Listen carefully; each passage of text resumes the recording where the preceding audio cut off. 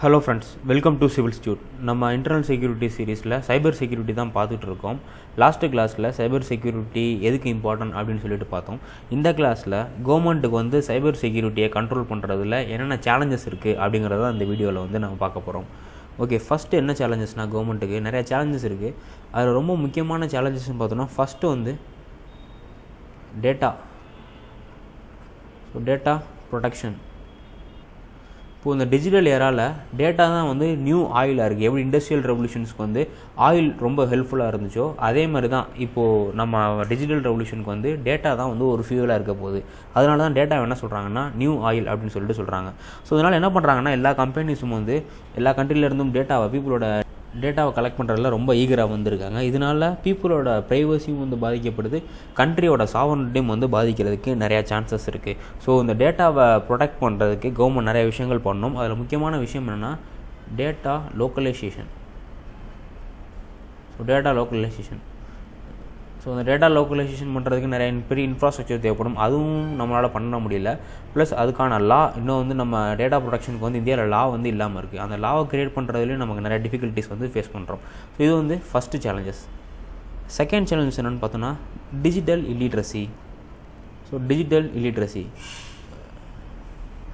இப்போது maximum people வந்து நம்ம போன வீடியோவில் பார்த்தோம் 73% ஆஃப் த பீப்புள் வந்து இன்டர்நெட் யூசர்ஸ் வந்து ரூரல் ஏரியாவில் தான் இருக்காங்க. ஸோ இவங்களுக்கு வந்து லிட்ரஸி அந்தளவுக்கு டிஜிட்டல் லிட்ரஸி வந்து இல்லாமல் இருக்குது. ஸோ இதனால் இந்த டிஜிட்டல் லிட்ரஸினால் என்ன ஆகுதுன்னா இந்த பீப்புளெலாம் more prone to cyber attack. Even தான் அவங்க சைபர் அட்டாக் ஃபேஸ் பண்ணியிருந்தாலுமே வந்து அவங்களுக்கு அது தெரியல.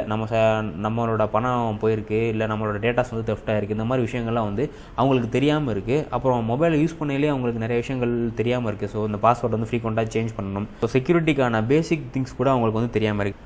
ஸோ அதனால் அந்த பீப்புள் வந்து more prone to cyber attack. So இது வந்து கவர்மெண்ட்டுக்கு வந்து டிஜிட்டல் லிட்ரஸியும் பெரிய சேலஞ்சாக தான் இருக்குது. அடுத்து மேஜர் சேலஞ்சஸ்ன்னு பார்த்தோன்னா டிவைசஸ். ஸோ நம்ம இப்போ யூஸ் பண்ணுறோம்ல மொபைல் டிவைஸ், அதெல்லாம் இந்தியாவில் தான் மேனுஃபேக்சர் பண்ணுறாங்கன்னா கண்டிப்பாக இல்லை. ஸோ நம்ம மெஜாரிட்டியாக நம்ம யூஸ் பண்ணுற மொபைலில் எங்கேருந்து வருதுன்னா ஒன்று வந்து சைனா, அப்படி இல்லைன்னா கொரியா. ஓகேவா, இந்த 2 கண்ட்ரியில் இருந்தால் மோஸ்ட்டாக நமக்கு வந்து மொபைல் ஃபோன்ஸ்லாம் வந்துக்கிட்டு இருக்குது. இந்த மொபைல் ஃபோன்ஸோட ஸ்டாண்டர்ட் எப்படி இருக்குன்னா ரொம்ப மட்டமான ஸ்டாண்டர்டாக தான் இருக்குது. அந்தளவுக்கு குவாலிட்டியாக எதுவுமே வந்து இல்லாமல் இருக்குது. செக்யூரிட்டி ஃபீச்சரும் ரொம்ப கம்மியாக தான் இருக்குது. இப்போ ஃபார் எக்ஸாம்பிள் வந்து ஐஃபோன் இந்த மாதிரி ஹை எண்ட் ஃபோனை கம்பேர் பண்ணி ஐஃபோன், பிளாக்பெரி இந்த மாதிரி ஹை எண்ட் ஃபோனை கம்பேர் பண்ணல சைனாலேருந்து கொரியாவிலேருந்து நம்ம இம்போர்ட் பண்ணுறோம்லாம் மொபைல் ஃபோன்ஸ், அந்த ஃபோன்ஸில் வந்து செக்யூரிட்டி ஃபீச்சர் ரொம்ப கம்மியாக தான் இருக்குது. ஸோ இதனால் நம்மளோட டேட்டா ப்ரீச் ஆகிறதுக்கும் பீப்புளோட ப்ரைவசி வந்து அஃபெக்ட் ஆகிறதுக்கும் நிறையா சேலஞ்சஸ் இருக்குது. இது வந்து கவர்மெண்ட்டுக்கு ஒரு மேஜர் சேலஞ்சாக இருக்குது. அடுத்து வேறு பார்த்தோன்னா so lack of new technology. இப்போது இந்தியாவை பொறுத்தவரை வந்து நம்ம எல்லா விஷயத்துலையுமே இருக்கட்டும், மொபைல் டெக்னாலஜிலையாக இருக்கட்டும், இல்லை டிஜிட்டல் டெக்னாலஜிலையாக இருக்கட்டும், நம்ம இன்னும் அப்கிரேட் ஆகாமல் இருக்கும். For example banking. ஸோ பேங்கிங்கில் மித்த கண்ட்ரீஸ்லாம் சைனாவாக இருக்கட்டும், வெஸ்டர்ன் கண்ட்ரிஸாக இருக்கட்டும், இப்போ வந்து கிரெடிட் கார்டிலே வந்து அட்வான்ஸ்டாக போயிட்டாங்க. ஸோ கிரெடிட் கார்டில் டெபிட் கார்டெலாம் பார்த்தீங்கன்னா வயர்லெஸ் வந்து அங்கே வந்துருச்சு. நமக்கு இப்போ தான் வந்து வயர்லெஸ்ஸே வந்து வந்துட்டுருக்கு. இதனால் நம்மளோட டெபிட் கார்டாக இருக்கட்டும், கிரெடிட் கார்டாக இருக்கட்டும், அதை ஈஸியாக வந்து ஹேக் பண்ணிடுறாங்க.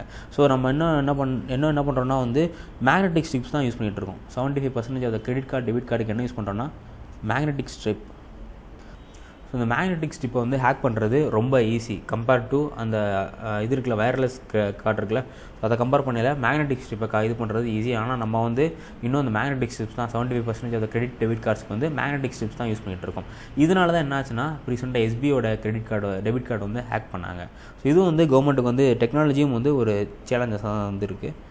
அப்புறம் நம்ம majority of the mobile phones வந்து ஃபாரின் கண்ட்ரிலேருந்து இம்போர்ட் பண்ணிட்டு தான் இருக்கும். மொபைல் ஃபோன் மட்டும் இல்லை, மொபைல் ஃபோனாக இருக்கட்டும், மொபைல் ஃபோன் காம்போனண்ட்டாக இருக்கட்டும், கம்ப்யூட்டருக்குள்ள ஹார்ட்வேராக இருக்கட்டும், இது எல்லாமே வந்து நம்ம என்ன பண்ணுறோன்னா ஃபாரின் கண்ட்ரிஸ்லேருந்து நம்ம இம்போர்ட் பண்ணிட்டு தான் இருக்கோம். ஸோ இதனால் என்ன ஆகுதுன்னா நம்மளோட ஓன் டெக்னாலஜிஸ் இல்லைனாலும் மித்த கண்ட்ரீஸ்ட்டை வந்து நம்ம டிபெண்ட் பண்ணி இருக்க வேண்டியதாக இருக்குது. ஸோ இதனால் அந்த கண்ட்ரீஸ்லாம் வந்து நம்மளை ஈஸியாக நம்மளோட இன்ஃப்ராஸ்ட்ரக்சர் ப்ளஸ் எல்லாத்தையுமே வந்து ஈஸியாக அந்த கண்ட்ரிலாம் சர்வலைஸ் பண்ணுறதுக்கு சான்சஸ் இருக்குது. ஸோ இதுவும் வந்து கவர்மெண்ட்டுக்கு ஒரு மேஜர் சேலஞ்சாக தான் வந்து இருக்குது. அப்புறம் நம்மளோட இன்ஃப்ராஸ்ட்ரக்சரும் இல்லை, ப்ளஸ் ட்ரெயின்டு ஸ்டாஃப். ஸோ சைபர் செக்யூரிட்டிக்கு வந்து இன்ஃப்ராஸ்ட்ரக்சர் ரொம்ப முக்கியம், சைபர் இன்ஃப்ராஸ்ட்ரக்சர் ரொம்ப முக்கியம். அது இல்லாமல் ட்ரெயின்டு ஸ்டாஃப்ஸ் ரொம்ப முக்கியம். ஆனால் நம்மகிட்ட இருக்க ஸ்டாஃப்ஸ் எல்லாமே வந்து அன்ஸ்கில்டாக தான் இருக்காங்க. சைனா, யூஎஸ் இந்த மாதிரி கண்ட்ரிஸை கம்பேர் பண்ணல நம்மகிட்ட இருக்க ஸ்டாஃப்ஸ் வந்து ரொம்ப அன்ஸ்கில்டாக தான் இருக்காங்க. ஸோ இப்போ இந்தியாவை பொறுத்தவரை சைபர் செக்யூரிட்டி ஸ்டாஃப்ஸ் எவ்வளோ இருக்காங்கன்னா கரண்ட்லி 30,000 சைபர் செக்யூரிட்டி ஸ்டாஃப்ஸ் தான் இருக்காங்க. ஸோ இந்தியன் பாப்புலேஷனை கம்பேர் பண்ணல இது ரொம்ப ரொம்ப மினிமல் அமௌண்ட்டாக இருக்குது. நம்ம என்ன பார்த்தோம் ஏற்கனவே 730 மில்லியன் மொபைல் யூசர்ஸ் வந்து இந்தியாவில் வந்து இருக்காங்க. ஸோ அவங்களுக்கு வந்து ஒன்லி 30,000 சைபர் செக்யூரிட்டி ஸ்டாஃப்ஸ் தான் வந்துருக்காங்க. ஸோ இதுவும் வந்து நமக்கு ரொம்ப அடிக்குவேட்டாக தான் வந்து இருக்குது. அப்புறம் இன்னொரு சேலஞ்சஸ், இதுதான் ரொம்ப முக்கியமான challenges, under reporting. So under ரிப்போர்ட்டிங்னா இப்போ ஒரு கம்பெனி வந்து சைபர் அட்டாக் ஃபேஸ் பண்ணிட்டாங்கன்னா அவங்க வந்து அதை தைரியமாக வெளியே சொல்ல மாட்டுறாங்க. எதனால் வெளியே சொல்ல மாட்டேங்கிறாங்கன்னா, ஃபார் எக்ஸாம்பிள் இப்போ Zomato இருக்குது, டேட்டா பேஸை வந்து யாராச்சும் ஹேக் பண்ணிட்டாங்க அப்படின்னா அவங்க வந்து அதை வெளியே சொல்ல மாட்டாங்க. எதனாலன்னா அவங்க இப்படி சொல்லிட்டாங்கன்னா என்ன ஆகுனா அவங்களோட சைபர் செக்யூரிட்டி சிஸ்டம் வந்து வீக்காக இருக்குது அப்படிங்கிறது நமக்கு தெரிஞ்சிடும். அதனால நம்ம யாருமே போய் அந்த கம்பெனியோட வெப்சைட்ஸில் நம்ம எதுவுமே ரெஜிஸ்டர் பண்ண மாட்டோம். ஸோ இதனால் அந்த கம்பெனிக்கு வந்து ரெவன்யூ எல்லாமே பாதிக்கிறதுக்கு, பிஸ்னஸ் பாதிக்கிறதுக்கு வந்து சான்சஸ் இருக்குது. ஸோ இதனால் மோஸ்ட் ஆஃப் தி கேசஸ் வந்து அண்டர் ரிப்போர்ட்டிங்காக தான் வந்து நமக்கு இருக்குது. ஸோ இது வந்து ஒரு மேஜர் ப்ராப்ளமாக தான் இருக்குது. ஸோ இதுக்கு முக்கியமான காரணம் என்ன, லேக் ஆஃப் அவேர்னஸும் முக்கியமான காரணம். இது வந்து அண்டர் ரிப்போர்ட்டிங் வந்து companies. So lack of awareness, இப்போ வந்து ரூரல் பீப்புளெலாம் பார்த்தோம்ல, அவங்களுக்குலாம் வந்து நம்ம சைபர் அட்டாக்கு உள்ளே இருக்குங்கிறதே அவங்களுக்கு தெரியாமல் இருக்குது. அது வந்து அவேர்னஸ் இல்லாததான் காரணம். அப்புறம் வேறு என்ன ரீசன் பார்த்தோன்னா coordination. So lack of coordination. So cyber செக்யூரிட்டிங்கிறது ஒரு டிபார்ட்மெண்ட் சம்மந்தப்பட்டதில்லை. மினிஸ்ட்ரி ஆஃப் ஹோம் வரும், அப்புறம் சயின்ஸ் அண்ட் டெக்னாலஜி. ஸோ இந்த மாதிரி மல்டிபிள் டிபார்ட்மெண்ட் சம்மந்தப்பட்டது தான் சைபர் செக்யூரிட்டி. ஸோ இதில் ஒரு டிபார்ட்மெண்ட்டுக்கும் இன்னொரு டிபார்ட்மெண்ட்டுக்கும் வந்து கோஆர்டினேஷன் இல்லாமல் இருக்குது. அந்த கோஆர்டினேஷன் இல்லாமல் இருக்கிறதும் கவர்மெண்ட்டுக்கு ஒரு மேஜர் சேலஞ்சஸாக தான் வந்து இருக்குது.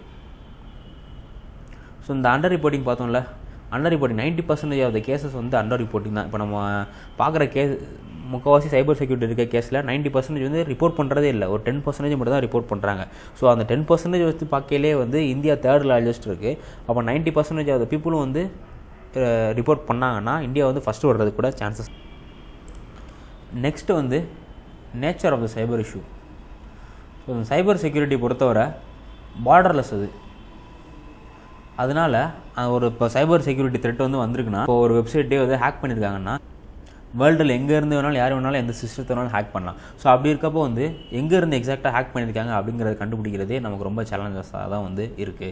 ஸோ இதுதான் வந்து சைபர் செக்யூரிட்டியை கண்ட்ரோல் பண்ணுறதுல கவர்மெண்ட் ஃபேஸ் பண்ணுற மேஜர் சேலஞ்சஸ். ஸோ இவ்வளோ தான் இந்த வீடியோ. நெக்ஸ்ட் வீடியோவில் கவர்மெண்ட் வந்து இது எப்படி டேக்கிள் பண்ணுறாங்க, என்னென்ன இன்ஸ்டிடியூஷன்லாம் வந்து இருக்குது அப்படிங்கிறத நம்ம நெக்ஸ்ட் வீடியோவில் பார்க்கலாம். உங்களுக்கு ஏதாச்சும் டவுட் இருந்துச்சுன்னா அந்த வீடியோவில் கீழே கமெண்ட் செக்ஷனில் கமெண்ட் பண்ணுங்கள். இந்த வீடியோ உங்களுக்கு பிடிச்சிருந்துச்சுன்னா உங்கள் ஃப்ரெண்ட்ஸுக்கும் ஷேர் பண்ணுங்கள். தேங்க்ஸ் ஃபார் வாட்சிங் CivilsTute.